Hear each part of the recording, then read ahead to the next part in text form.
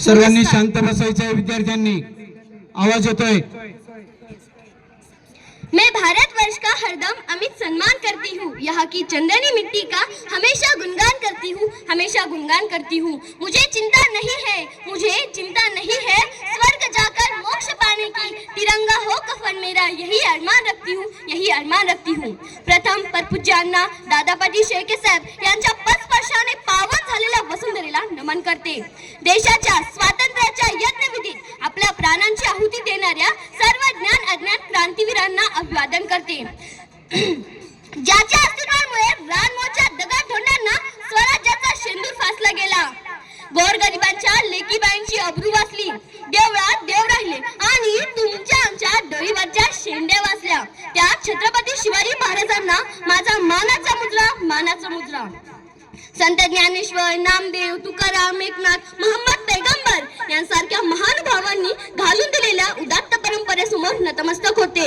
सन्माननीय व्यासपीठ, वंदनीय गुरुजन वर्ग आणि येथे उपस्थित गावातील सर्व सन्माननीय मंडळी आणि माझ्या विद्यार्थी मित्रांनो, मी कुमारी अलिया कादर शेख इयत्ता 7वी शिकते। माझ्या शाळेचे नाव देवराम गंगाराम शेळके पाटील माध्यमिक विद्यालय कर्जुने खारे आहे।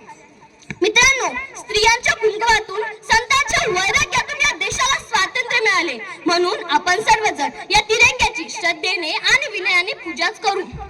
कधी काही भाकरीचा चंद्र पाहण्याची भ्रांत, तिथेच आज क्षितिज काबीज करण्याची नवी उर्मी प्राप्त झाली। सह्याद्रीच्या कुशीत जलदेवतेच्या आशीर्वादाने निर्माण झालेला घाटघर प्रकल्प, जम्मू काश्मीर मधील चिनाब नदीवरील जगातील सर्वात उंच रेल्वे पूल, हा भारतीय अभियांत्रिकी कौशल्याची भगीरथ कामगिरीच म्हणायला हवी। पण भारताच्या अर्थव्यवस्थेचा कणा असलेला शेती व्यवसाय आणि तो करणारा शेतकरी यांचे जीवन या स्वतंत्र भारतात एक लखतरच झालं। परिस्थितीच्या निर्दयी काटेरी कुंपणात अडकून त्याच्या सहस्र चिंध्या झाल्या, ज्याला हव्या तशा त्या वेशीला टांगल्या। अरे कर्जाला ही पास समजणारा पुण्यवंत, अरे कर्जाला ही पास समजणारा पुण्यवंत, आत्मा ज्या शरीरात राहतो त्याला त्याचे जीवन या स्वतंत्र भारतात आत्महत्या करूनच संपवावं लागतं, आत्महत्या करूनच संपवावं लागतं। इथं भगवं हिरवं निळं रक्त भरपूर आहे, पण माणुसकीचं लाल रक्त संपलंय, ही शोकांतिकाच आहे।